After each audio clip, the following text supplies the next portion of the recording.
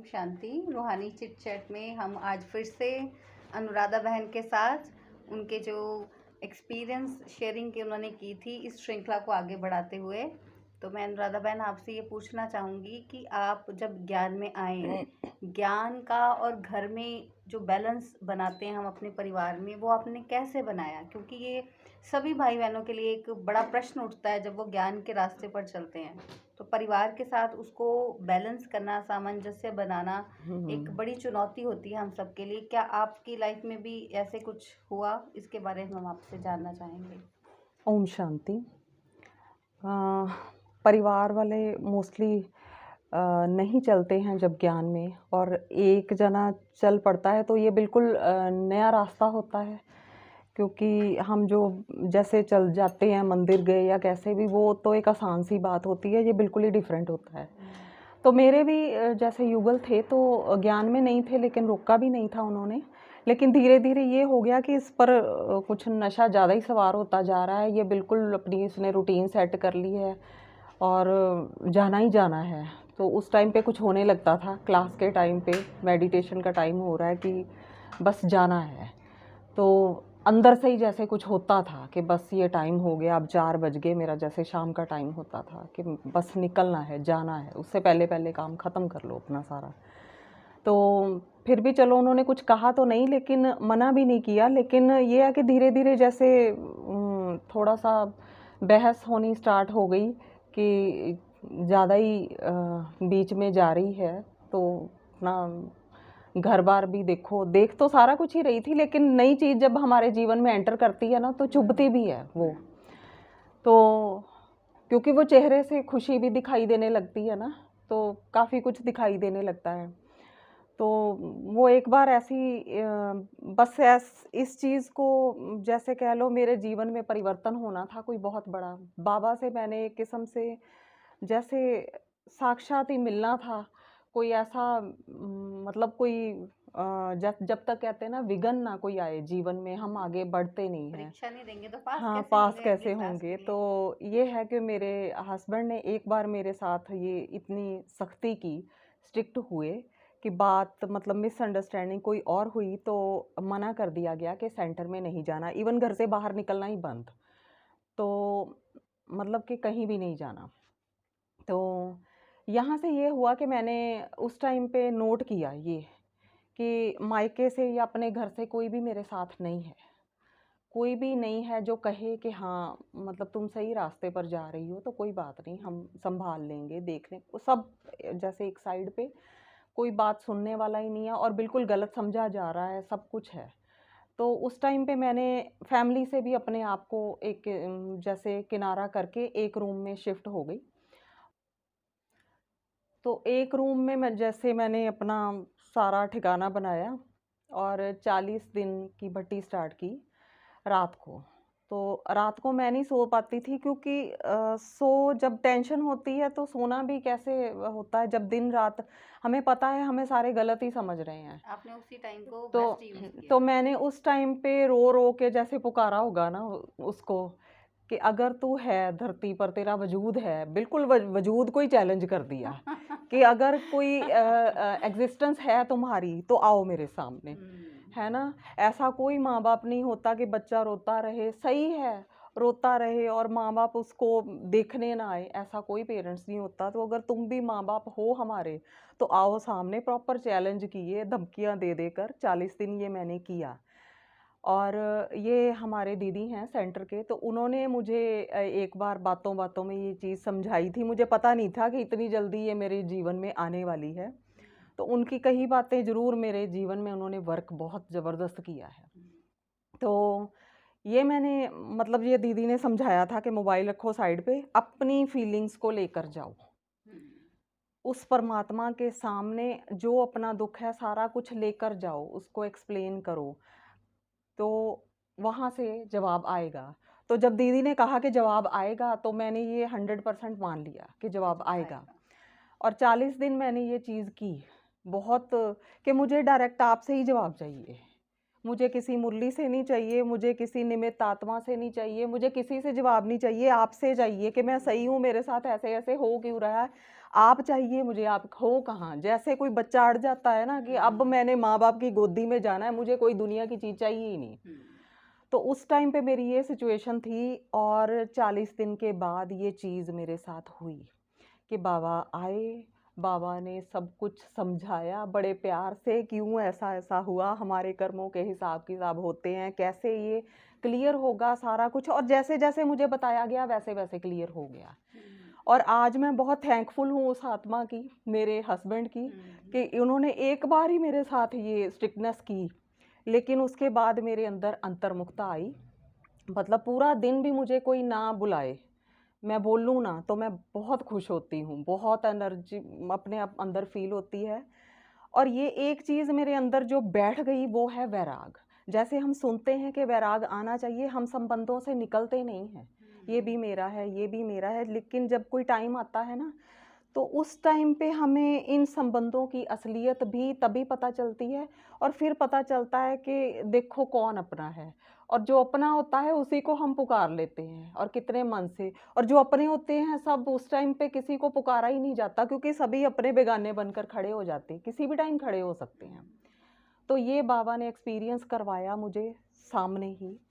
तो उसके बाद से मुझे आज तक कभी 3-4 साल हो चले हैं शायद इस बात को भी, मुझे आज तक कभी ये फील नहीं हुआ कि मैं अकेली हूँ।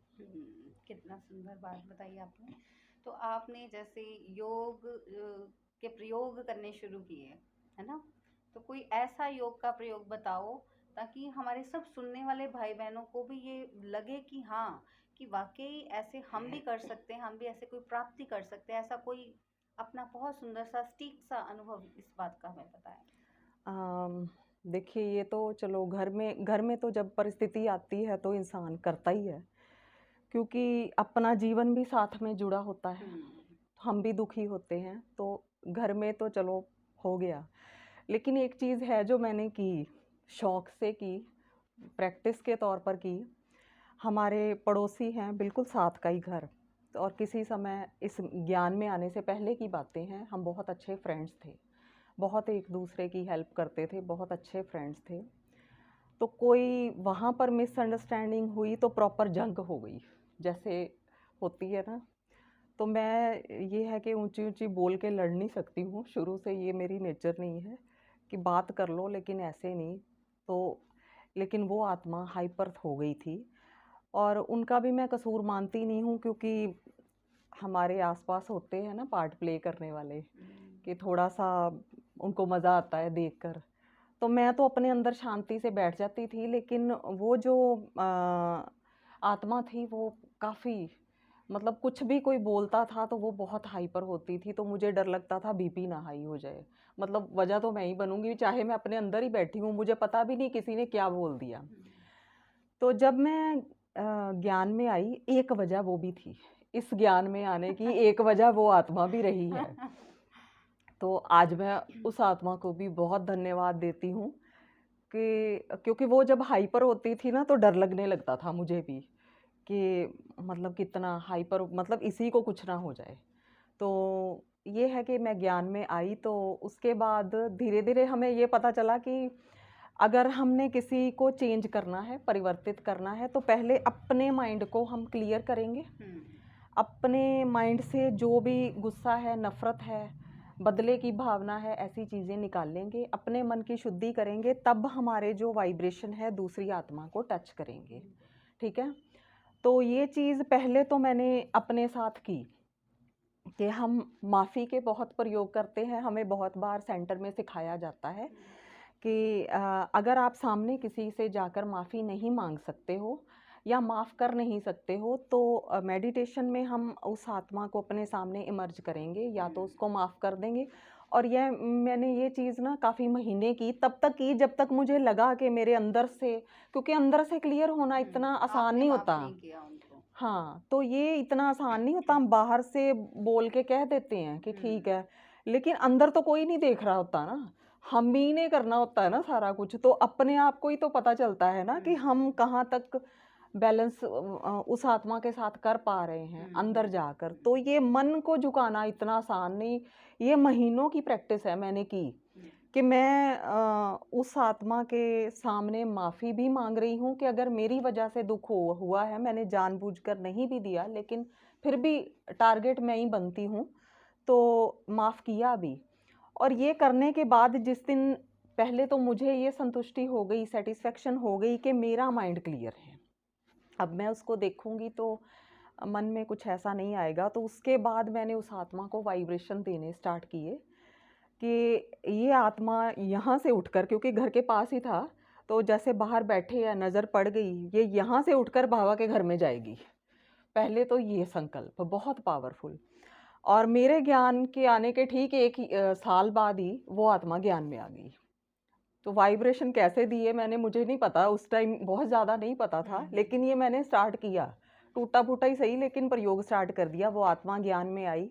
उसके बाद हमारे सेंटर के दीदी हैं, उनको पता था कि पड़ोसी हैं लेकिन बोलचाल नहीं, और उनका थॉट बहुत पावरफुल था, और उन्होंने बहुत बड़ा रोल प्ले किया हम दोनों में कि आपस में बोलचाल हो जाए। क्योंकि यहाँ पर ये चीज़ हम नहीं कर सकते कि सारे ही बहन भाई हैं, कोई किसी से ना बोले, ये चीज़ यहाँ पर नहीं है। प्रैक्टिकल में परिवार है।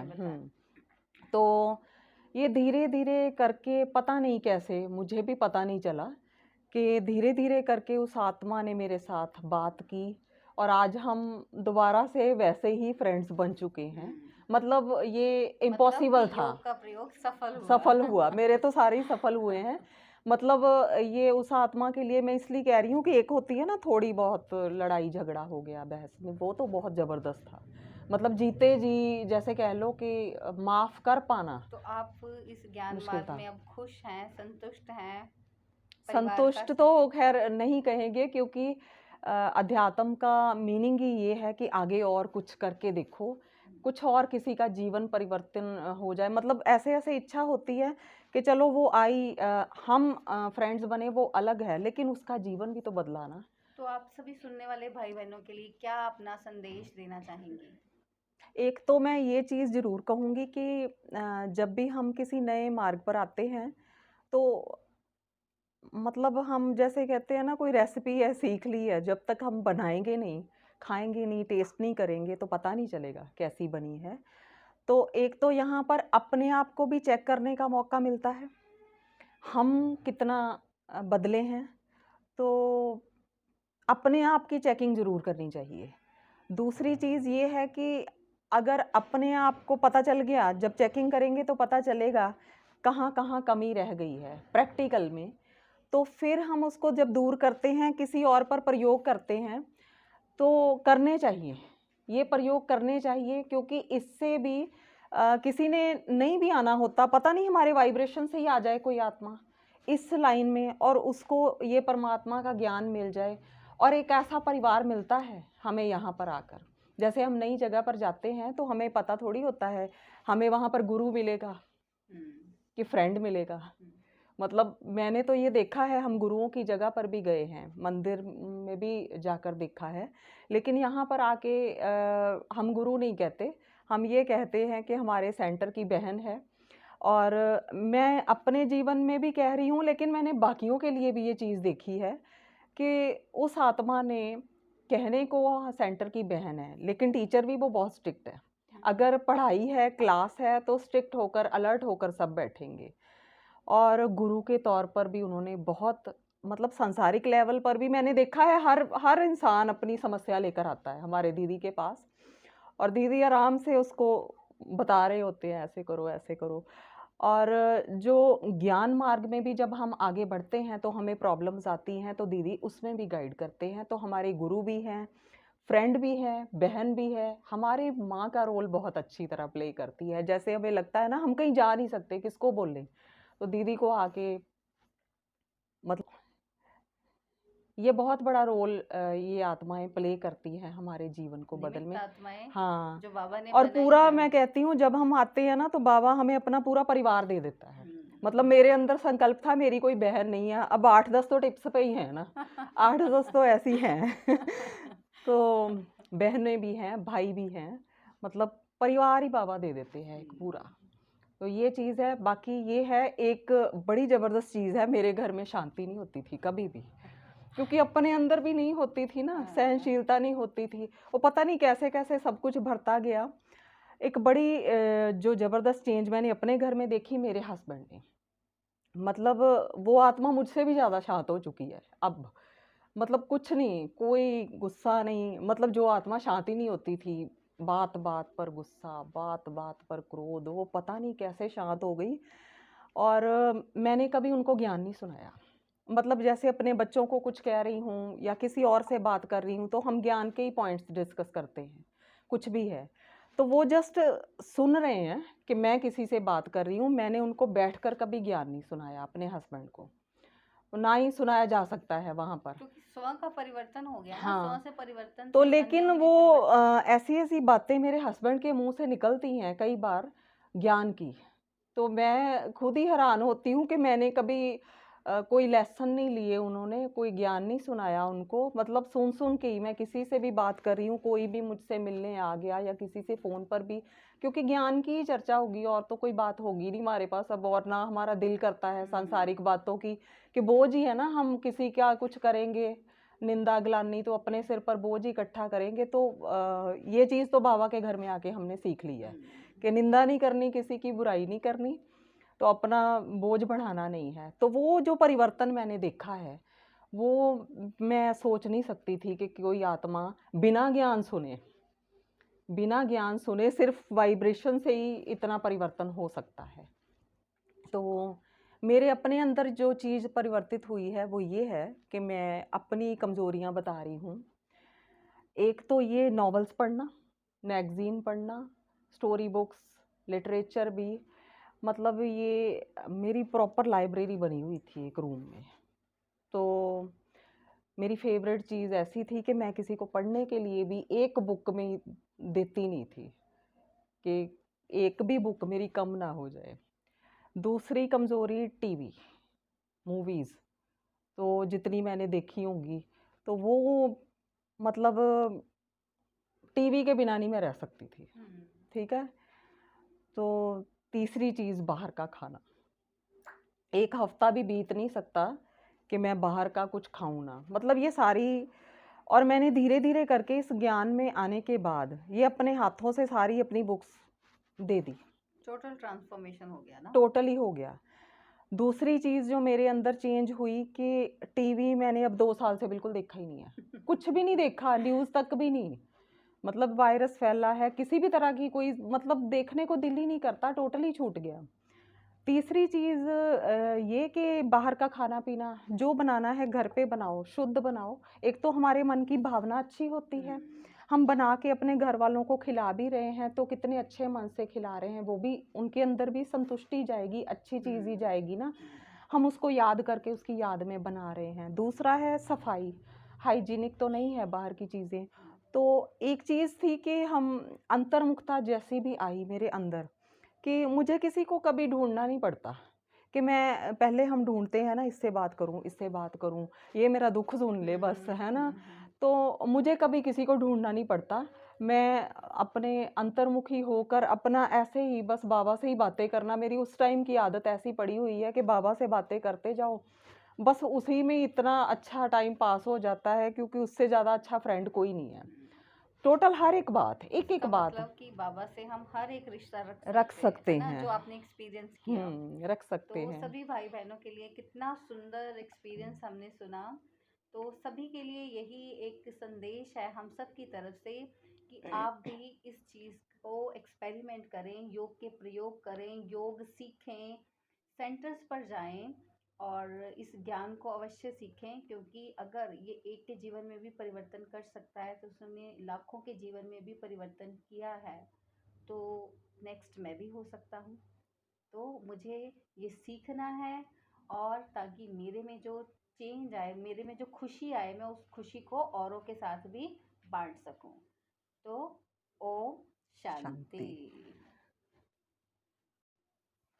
Last but not the least, Anuradha बहन, अब आप क्या कहना चाहते हैं? मैं ये कहना चाहूँगी कि सभी को एक्सपेरिमेंट ज़रूर करना चाहिए, ज़रूर प्रयोग करना चाहिए अपनी डेली लाइफ में, और उससे जो खुशी मिलती है, सबसे पहले तो अपने अंदर ही पावर आती है।